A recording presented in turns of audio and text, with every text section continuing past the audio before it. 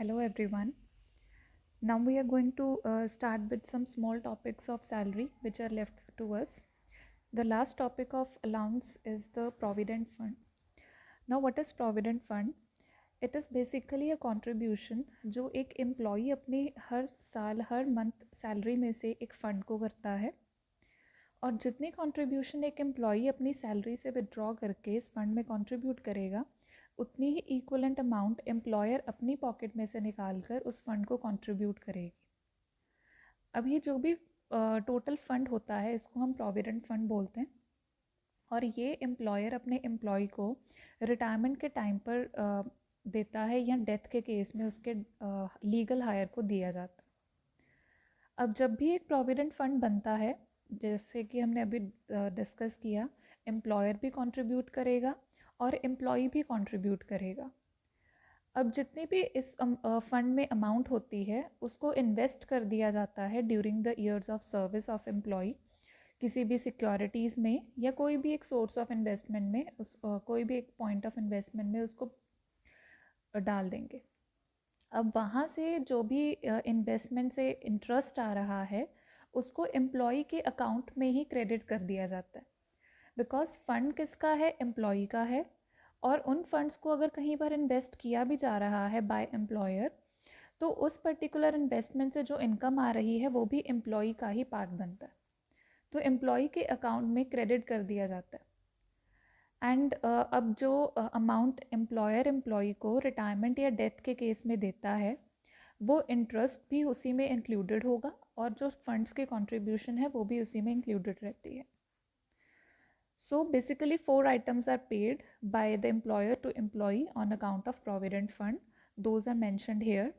Employee की contribution और employee की contribution के ऊपर जो interest है, employer की contribution और employer की contribution के ऊपर जो interest बनता है, ये 4 चीज़ें पे की जाती हैं। अब जो प्रोविडेंट फंड्स हैं उनके बेसिकली 4 कैटेगरीज हैं जिनमें उनको डिवाइड किया गया है। इसमें एक है रिकग्नाइज्ड प्रोविडेंट फंड और सेकंड कैटेगरी रहती है अनरिकग्नाइज्ड प्रोविडेंट फंड। दोनों में जो मेन डिफरेंस ये है कि रिकग्नाइज्ड प्रोविडेंट फंड को इनकम टैक्स एक्ट 1961 के अंडर गवर्न किया जाता है। जो भी इनकम टैक्स एक्ट को कंट्रोल करते हैं या इनकम टैक्स अथॉरिटीज़ के जो कमिश्नर होते हैं वो इनको गवर्न करते हैं इन प्रोविडेंट फंड्स को। अब गवर्न करने के लिए इनकम टैक्स एक्ट में एक स्पेशल पार्ट दिया गया है, एक स्पेशल शेड्यूल दिया गया है जिनके अंडर इनको गवर्न किया जाता है। इसी वजह से इनको रिकग्नाइज्ड प्रोविडेंट फंड्स बोलते हैं। Now the unrecognized provident funds are those which are not governed by any kind of commissioner by any commissioner of income tax, nor there are any rules or schedules or parts to govern these types of provident funds. इनको कोई govern करने के लिए party नहीं है। इनको income tax 1961 के under कोई स्केड्यूल नहीं बना इनको गवर्न करने के लिए। That is why they are called unrecognised provident fund. अब जो स्टैट्यूटरी प्रोविडेंट फंड हैं इनके लिए एक स्पेशल एक्ट बनाया गया है। अगर वो स्पेशल एक्ट के अंडर किसी प्रोविडेंट फंड को कंट्रोल किया जाता है तो वो स्टैट्यूटरी प्रोविडेंट फंड कहते हैं। The name of that particular act is given here. It is provident funds 1925। 1925 का जो main statutory provident funds act है, अगर आपके प्रोविडेंट फंड्स उनके थ्रू गवर्न हो रहे हैं तो उनको स्टैट्यूटरी प्रोविडेंट फंड्स बोलेंगे। और अगर आपके funds public provident fund act 1968 के अंडर कंट्रोल किए जा रहे हैं तो उनको पब्लिक प्रोविडेंट फंड बोलते हैं। और ये सबसे कॉमन प्रोविडेंट फंड होता है जो यूज़ किया जाता है by the salaried persons as well as by self employed person, क्योंकि ये दोनों कैटेगरीज के पर्सनस इसको यूज़ करते हैं। आपका एम्प्लॉयर आपको देगा तो भी हो सकता है, इवन कुछ सेल्फ एम्प्लॉयड पर्सनस हैं वो तब भी इस पर्टिकुलर फंड में कंट्रीब्यूट करते हैं। So it is a very common type and most renowned type of fund.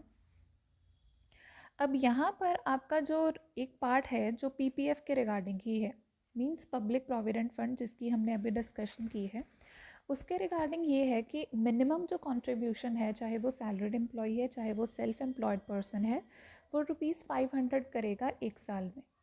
अगर एक साल में 500 से कम की उसकी कंट्रीब्यूशन जाती है तो उसको डिडक्शन पॉसिबल ही नहीं है।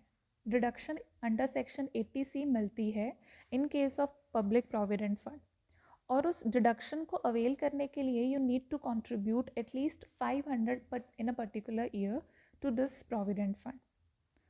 और जो सेक्शन 80C के अंडर डिडक्शन है वो मैक्सिमम आप 1,50,000 ले सकते हो, उससे ज़्यादा की रिडक्शन आप कभी भी इस पर्टिकुलर फंड से नहीं ले सकते। Now the next part is the tax treatment. अब अगेन जैसे हमने अभी तक जितने भी अलाउंसेस किए हैं हमने हमेशा रीड आउट किया था that the tax treatment is done in 2 ways. There is a different tax treatment for the allowances which are received during the years of service, and there is a different tax treatment for any kind of allowance and benefit received at the time of retirement or death. So if any of the recognized fund or public provident fund or any other type of fund you are receiving during the employment period, then it bears a separate tax treatment, and that tax treatment is given to you in this table. अगर कोई RPF है उसकी employer की contribution कितनी taxable है कितनी नहीं है, इंटरेस्ट कितने अमाउंट पर टैक्सेबल है कितना नहीं है, that is Holi given in this table. Just give a thorough reading to this table because it is nothing to make you clear in this part. It's a self-read topic. Now यहाँ पर जब भी आप ये टेबल रीड करोगे you will come to know कि हमने फिर से एक सैलरी का वर्ड पिक किया है, and again salary stands with the meaning here. और यहाँ पर जो सैलरी का मीनिंग है वो यही है, बेसिक सैलरी प्लस टियरनेस अलाउंस. अगर वो रिटायरमेंट बेनिफिट्स का पार्ट है तो along with that commission is also included. And commission भी आप तभी लोगे अगर वो एक सेल्स के परसेंटेज का पार्ट है. अगर वो टर्नओवर के परसेंटेज बियर कर रहा है only then you will take commission, otherwise per month commission आप कभी भी नहीं लोगे. Now at the time of retirement again आपको प्रोविजंस गिवन है कि रिटायरमेंट के टाइम पर अगर आपको कोई फ़ंड मिल रहा है या डेथ के टाइम पर कोई फ़ंड मिल रहा है तो उसकी ट्रीटमेंट कैसे होगी. Then again I am just repeating that part. Just give a thorough reading to this point. You will come to know how to solve the question and any of the doubts that will be entertained in the live session.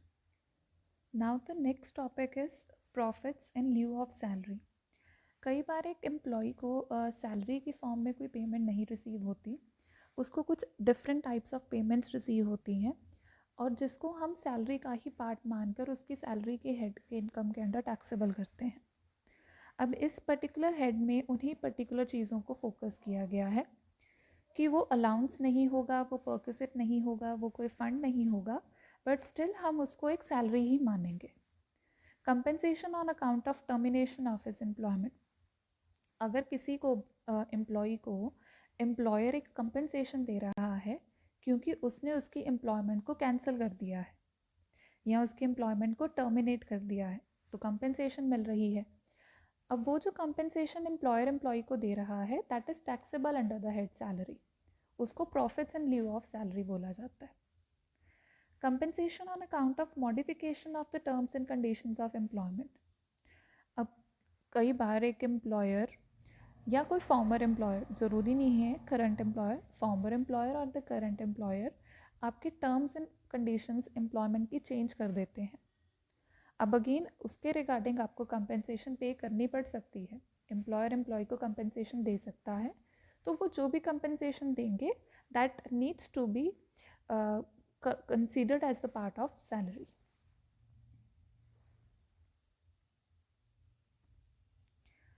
Now कुछ ऐसी payments होती हैं, कुछ funds की payment होगी, हम उनको भी सैलरी का ही पार्ट मानेंगे.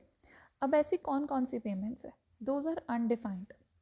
तो इन्होंने थर्ड पॉइंट में क्या मेंशन किया है कि जो भी ये गिवन लिस्ट है इनके अलावा अगर एम्प्लॉयर एम्प्लॉय को कोई भी पेमेंट करता है विद रिगार्ड टू एम्प्लॉयमेंट, उसकी सर्विस के रिगार्डिंग, उसके कॉन्ट्रैक्ट ऑफ एम्प्लॉयमेंट के रिगार्डिंग, अगर वो इन गिवन लिस्ट की आइटम्स के अलावा कोई भी पेमेंट करता है तो हम उसको सैलरी का ही पार्ट मानेंगे, उसको नॉर्मल पेमेंट नहीं मानेंगे.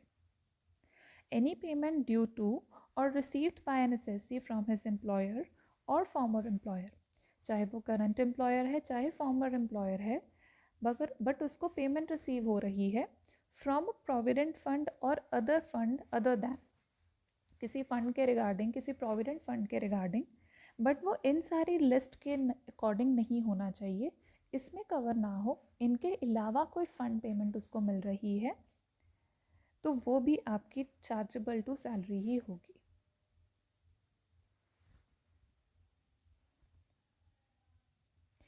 देन की मैन इंश्योरेंस पॉलिसी है। अब की मैन इंश्योरेंस पॉलिसी का पॉइंट आपका अदर सोर्सेज के साथ भी लिंक्ड है, इनकम फ्रॉम अदर सोर्सेज।